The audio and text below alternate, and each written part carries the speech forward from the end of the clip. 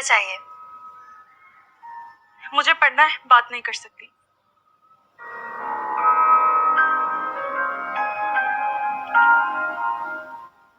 बाद में पढ़ लेना। ये कौन सा वक्त है गड़े मुर्दे उखाड़ने का? क्योंकि अभी मुर्दा दफनाया नहीं गया। तुम्हारी और मेरी दोस्ती की लाश अब भी इस घर में सड़ रही है।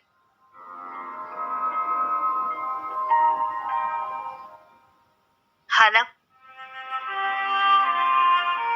कभी कभी चुप्पी रिश्तों को खा जाती है और ज्यादा बोलना भी मोहब्बत का कत्ल होता है।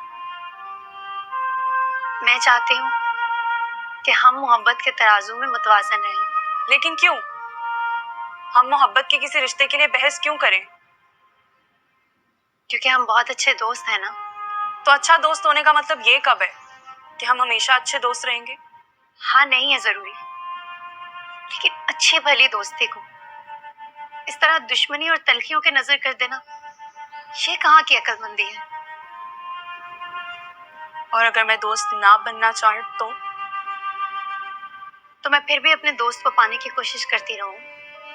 मैंने सुना है कि दोस्ती अगर दुश्मनी में भी बदल जाए ना, तो फिर भी कसक देती है।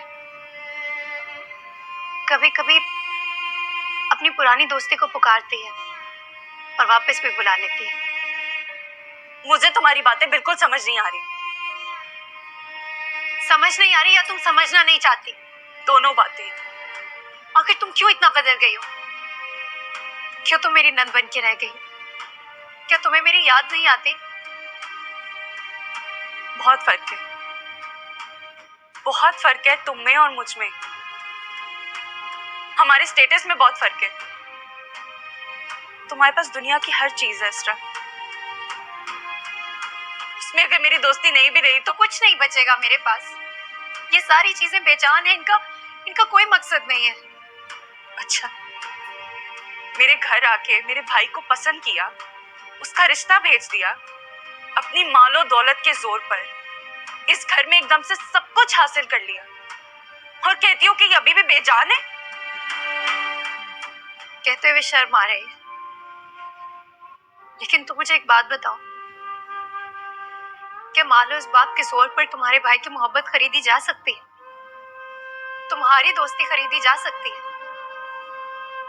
अगर ऐसा होता ना, तो मुझसे अमीर और कौन होता इस दुनिया में। तुमने जो चाहा तुम्हें मिल तो गया। सिर्फ मिला, कुछ मेरा बना नहीं। तो मुझे अपनी भाभी नहीं बनाना चाहती थी, किसी और को इस घर में लाना चाहती थी? नहीं, ऐसा नहीं है। तो फिर किस बात का गुस्सा है ये हाला? किस बात की नाराजगी है ये?